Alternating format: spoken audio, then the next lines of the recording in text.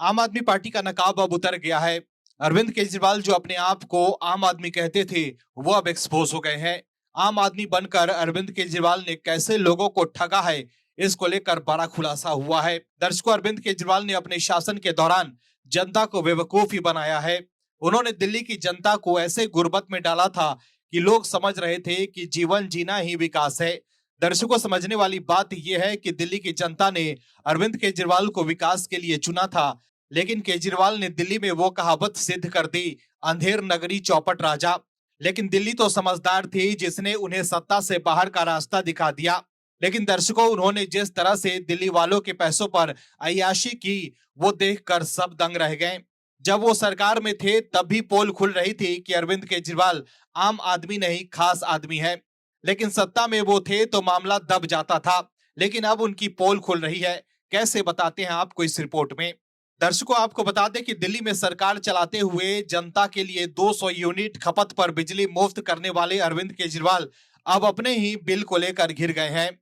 अत्यधिक बिजली खपत का आरोप लगाकर बीजेपी उन पर सवाल उठा रही है। बीजेपी को यह मौका सूचना के अधिकार के तहत पूछे गए एक सवाल के जवाब में मिला है, जिसमें दिल्ली सरकार ने बताया है कि अरविंद केजरीवाल बतौर मुख्यमंत्री जिस बंगले में रह रहे थे, उसका 2 साल का बिल 41 लाख रुपए से अधिक था। दरअसल आरटीआई से मिले जवाब के मुताबिक अरविंद केजरीवाल के बंगले में 2 साल में 5,60,335 यूनिट की बिजली खपत की गई, जिसका बिल 41,51,350 रुपए है। इस लिहाज से औसत निकाले तो हर दिन करीब 767 यूनिट बिजली खपत की गई, जिसका मूल्य करीब 5700 रुपए है। ऐसे में दर्शकों, आप समझ ही सकते हैं कि जिस आदमी के घर के बिजली का बिल एक दिन का 5700 रुपए है, वो आम आदमी कैसे हो सकता है। लेकिन अब आरटीआई जवाब के बहाने बीजेपी अब केजरीवाल पर हमलावर है। बीजेपी प्रवक्ता शहजाद पूनावाला ने तीखा प्रहार किया है। उन्होंने एक वीडियो में कहा है कि शीश महल के खर्च की कहानी तो हम सब ने सुनी है। हमें पता है कि किस तरह से अरविंद केजरीवाल ने जनता के 45 करोड़ रुपए इस पर खर्च किए। पर अब एक और चौंकाने वाली खबर है। आरटीआई दिखाती है कि 2 साल में मुख्यमंत्री निवास में बिजली का बिल 41.5 लाख रुपए का था और 5.60 लाख यूनिट बिजली खर्च हुई।